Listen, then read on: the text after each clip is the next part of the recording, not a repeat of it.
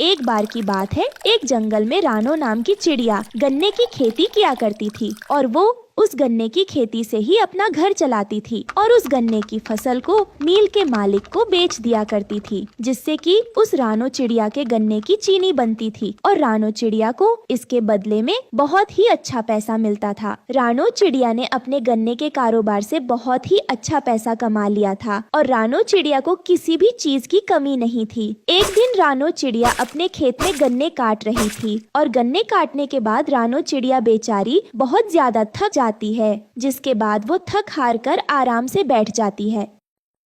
आज पता नहीं क्यों इतनी जल्दी थक गई। रोज तो मैं बहुत सारे गन्ने काट दिया करती थी, लेकिन आज थकान महसूस हो रही है।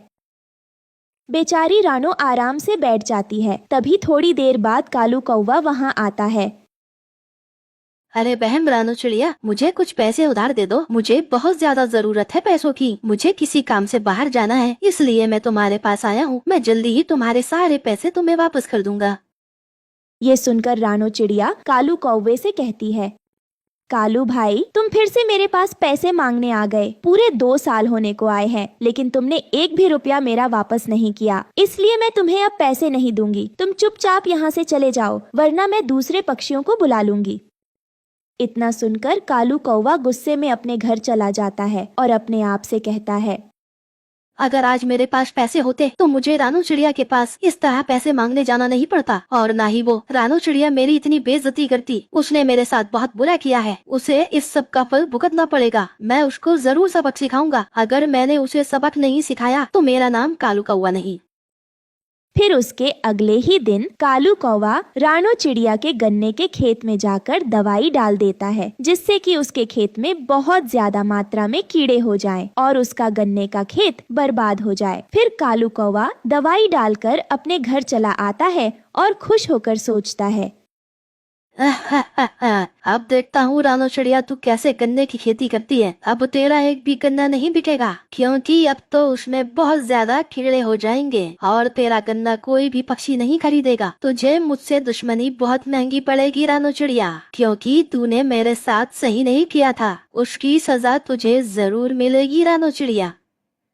वहीं रानो चिड़िया अपने गन्ने के खेत पर आकर देखती है तो वहाँ के हालात देखकर रानो चिड़िया बहुत ज्यादा घबरा जाती है और रोते हुए कहती है, हे भगवान, इतने कीड़े कहाँ से आ गए मेरे खेत में। मैंने तो अपने गन्ने के खेत में कीड़ों की दवाई डाल दी थी, जिससे कि मेरे खेत में कीड़े ना हो, लेकिन अब यह इतने बड़े बड़े कीड़े मेरे गन्ने के खेत में कैसे आ गए। मुझे तो जरूर किसी पक्षी की कुछ ना कुछ साजिश लग रही है। मुझे ऐसा लगता है कि यह सब कालू कौवे ने किया है। उसने मेरे साथ ये सही नहीं किया। उसको मैं बहुत अच्छा सबक सिखाऊंगी, वरना मेरा नाम रानो चिड़िया नहीं। वहीं रानो चिड़िया कालू को सबक सिखाने का प्लान बनाती है। वहीं दूसरी तरफ कालू कौवा मील में जाकर मील के मालिक को सब कुछ बात बता देता है।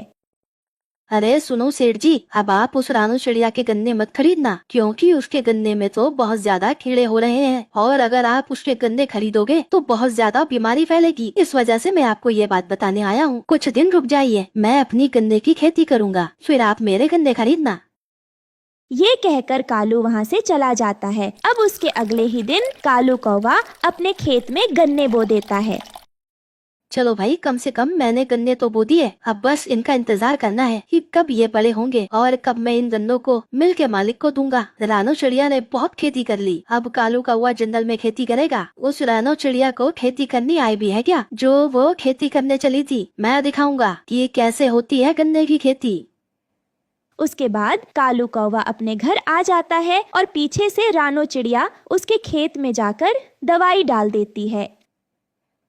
कालू, तूने मेरे साथ अच्छा नहीं किया था। तूने मेरा रोजगार मुझसे छीन लिया। अब मैं तेरी गन्ने की खेती भी नहीं होने दूंगी। इस दवाई से तो तेरी खेती ऊपर ही नहीं उगेगी। तेरे गन्ने ऐसे के ऐसे ही रहेंगे। अब तेरा गन्ना नहीं उगेगा। कालू पूरे 2 महीने बाद सोचता है, चलो देख कर आता हूँ मेरी खेती कैसी हुई है। बहुत अच्छी खेती हुई होगी मेरी। अब गन्ने की खेती को बेचकर मैं बहुत ही अच्छा पैसा कमाऊंगा और बहुत ही अमीर हो जाऊंगा। फिर रानो चिड़िया मुझसे जलने लगेगी और सारे पक्षी मुझसे जलेंगे। चलो जल्दी चलता हूँ और देख कर आता हूँ। उसके बाद कालू कौवा अपने खेत पर जाता है और अपनी खेती देखकर हैरान हो जाता है। अरे ये क्या, ये कैसे हुआ? मैं तो सोच रहा था बहुत ही अच्छी खेती होगी, लेकिन इसमें तो कुछ भी नहीं हुआ। ये हुआ कैसे है? मैंने तो सब कुछ सही तरीके से किया था, अच्छे तरीके से गन्ना भी उगाया था, लेकिन फिर भी खेती नहीं हुई। जरूर इसमें किसी ने दवाई डाली है, लेकिन ऐसा करेगा कौन? मुझसे तो सभी पक्षी बहुत डरते हैं। हाँ, याद आया, जरूर रानो चिड़िया ने दवाई डाली होगी। मैं अभी जाकर उसको सुधार कराता हूँ। उसके बाद कालू कौवा रानू चिड़िया के घर आता है और गुस्से में कहता है, रानो चिड़िया, तूने मेरे साथ अच्छा नहीं किया। तूने मेरी फसल में दवाई डाल दी, जिसकी वजह से मेरी फसल बड़ी हुई नहीं। तूने मेरे साथ ऐसा क्यों किया? बोल रानो। तुम्हारी वजह से मेरा बहुत नुकसान हुआ था। अब इसीलिए मैंने तुम्हें सबक सिखाने के लिए तुम्हारी फसल में दवाई डाल दी। अगर तुम मेरी फसल में दवाई नहीं डालते और ना ही इतना सब कुछ होता, जब तुमने मेरे गन्ने के खेत में दवाई डाली तो मैंने भी तुम्हारे खेत में दवाई डाल दी। इसलिए हिसाब बराबर। अब चुपचाप यहाँ से चले जाओ, वरना बहुत बुरा हो जाएगा। ये सब सुनकर कालू कौवा मुंह लटकाए हुए वहाँ से चला जाता है और रानो चिड़िया दोबारा से अपने गन्ने की खेती करती है और मील के मालिक को बेचती है और रानो चिड़िया को इसके बदले में अच्छी रकम मिलती है। अब रानो चिड़िया खुशी खुशी अपने गन्ने की खेती करने लगती है।